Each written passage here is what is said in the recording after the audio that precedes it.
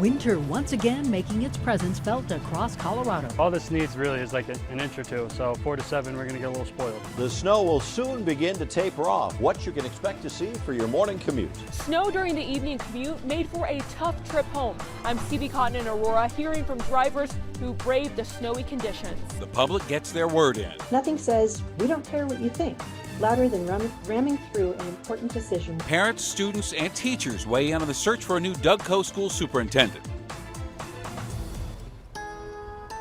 We begin this evening with the latest round of snow falling across the Denver metro. Right now, I-70 is closed between Highway 40 and Mount Vernon Canyon because road conditions are rough. Several vehicles are stuck. Colorado State Patrol says it will reevaluate reopening the interstate at 11 p.m. While the snow is expected to taper off soon, we're expecting a dicey commute in the morning. And tonight, school districts already are pushing back the start of class tomorrow. Those districts include Denver, Dougco, Jeffco, Adams 12, 27J, Cherry Creek Schools, Boulder Valley, and Platte Canyon Schools. All right, let's get to tonight's team coverage. CB Cotton is live in Denver tracking current conditions. We're going to start with our chief meteorologist, Mike Nelson, tracking snow totals and what the morning's going to look like. Mike? And those totals pretty much where we expected them to be, in that 4 to 8, a little bit more toward Genesee, and it's still snowing, so we'll add a little bit more onto this before conditions are all done for the night. The bands of snow are dropping southward. They're heaviest still, foothills, Jefferson County, now down into Douglas County. It's gotten lighter to the north up across Larimer County and northern Weld County, but temperatures up there are getting cold in a hurry. And along the Front Range, we continue to have the winter storm warnings and the weather advisories back to the west in the mountains until 5 o'clock in the morning. They do extend all the way down to the New Mexico border. Temperatures are dropping fast. We're 18 degrees currently in Denver, 20 at Fort Collins, and Greeley's 21, and to the north just in the middle teens in southeastern Wyoming. So roads get worse tonight as those temperatures drop. The snow will end after midnight, slick and slow in the morning. And there's more snow coming up in the 7-day forecast. We'll have more on that a little bit later. For more on what's happening right in the Denver-Aurora County or the Aurora City line, that's where CB Cotton is right now. CB? Hi, Mike. Great to hear from you. So again, as you said, the snow is still coming down out here. We've actually got a great view of roadway conditions. If you're out here on a clear day, you know that drivers typically come pretty fast here down Quebec Street. The speed limit's around 35 to 40 miles per hour, but the few cars that we have out here tonight are taking it nice and slow, and that's what's recommended in this wintry weather. I want to show you the accumulation we have out here. Take this pin, for example. It's about 5 inches. It's what I had with me. If I put it down here in the snow, you'll see the snowfall covers almost the entire pin. So I'd say at this point we have around 3 inches of accumulation where we're currently at. And the answer to all of this snowfall, of course, is plows. Both Denver and Aurora pushing out on social media photos of the plows they're going to be using through the night. Both cities have a similar strategy. They'll clear the roadways to emergency services first, then they'll tackle the roadways to schools, nursing homes, and residential neighborhoods. And all of this snowfall started about 2 hours before the evening commute, making things pretty tricky for travelers. City officials telling drivers today the way to get home safe was to have patience and to take things slow. You all take a listen. I'm on my way home from work and I'm hoping I won't have to go out tomorrow at all. So that's why I'm doing my errands now.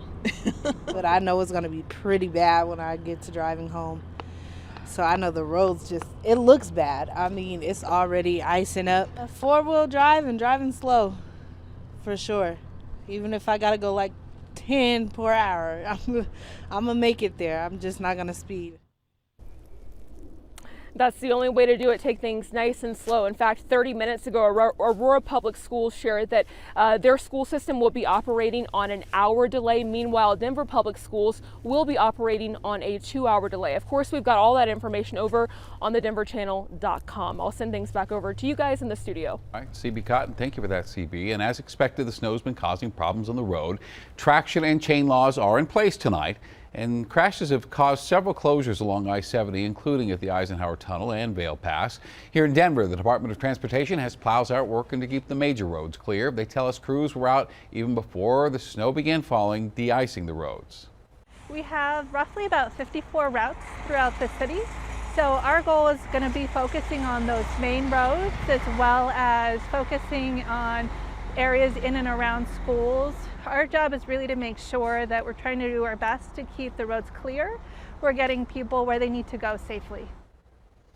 City of Denver has activated its snow plow tracker so you can see if the roads near your home have been cleared.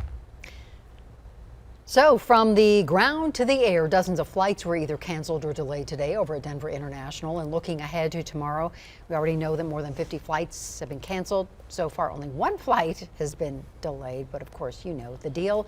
You keep watching and calling and checking. Denver 7 meteorologist Lisa Hidalgo and traffic anchor Jason Luber will be here in the morning tracking how the snow is affecting your morning commute. You can catch our Denver 7 morning team beginning at 4:30 a.m. right here on Denver 7. All right, now to Douglas County, where the school board's holding its first special meeting since the conservative majority voted to fire former Superintendent Corey Wise. At issue tonight, a timeline for hiring a new superintendent. And unlike that last special meeting, this time the public was allowed to speak. Denver 7 Sloan Dickey joins us now with what parents are saying about this meeting. Sloan? Yeah, well, that meeting is actually still going on right now. More than 5 hours of public debate on where to go next in hiring the superintendent for Douglas County Schools. One thing is clear after those 5 hours, that there is a major divide on where to go next. Your lack of integrity makes you untrustworthy. Divisions on full display as parents speak in protest. Please keep moving forward and don't let all this rumble get to you. And in support of the new majority on the Douglas County School Board. But I definitely agree with the board's majority decision to let go of Corey Wise. Do better. Thank you. The 4 new members on the board called a special meeting on Wednesday to discuss the process of hiring a new superintendent. But anger over the deep divisions at the school board played out first. Parents speaking to Denver 7 before the meeting explained their perspectives. Well, I'm speaking at the meeting tonight. I'm speaking in support of our board. The disgust that our community has thrown at these 4 new board members, I don't expect them to be kind, calm, collected, because I have seen nothing short of vitriol, honestly, towards these people. We now are sitting back watching 4 people who actually many of us did not vote in, and we feel like we have been taken hostage to their politics, because that's what this really feels like. Critics of the board say they've acted behind closed doors, making sweeping changes to the leadership and direction of the schools with little regard for public support or comment. Parents are worried about the lack of transparency, the lack of ethics with this board majority, and it trickles down to our children. Supporters, however, say this is what they were elected to do. The new board will put in someone that has great leadership skills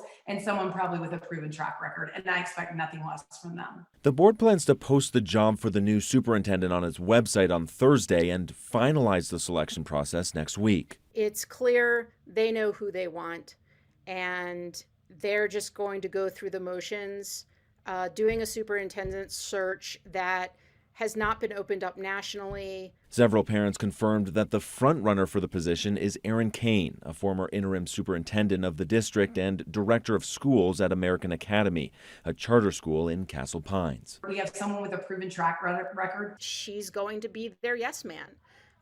Her values align with their values. As division over the direction of Douglas County schools plays out in public view. To be clear, no names have officially been put forward as that job is being posted tomorrow. We'll be sure to bring you a full list of names as they become available online. Reporting live, Sloan Dickey, Denver 7. All right, Sloan. And meanwhile, the Douglas County School District will not be releasing the names of those teachers who called out sick February 3rd. That's when the district had to cancel class as teachers called out in support of now former Superintendent Corey Wise. Now, those names through open records requests were set to be released at midnight, but safety concerns quickly arose when teachers at 2 schools had threatening letters left on their cars. One teacher we talked to, who we will not identify, said coming into work today was stressful. To have this idea that someone wanted a list of teachers for a reason I can only think of as negative. I think some teachers probably felt scared. Some felt just more stressed than they already do. The school district tells Denver 7 that police are looking into the letters, and during tonight's board meeting, directors condemned efforts to threaten and harass teachers. A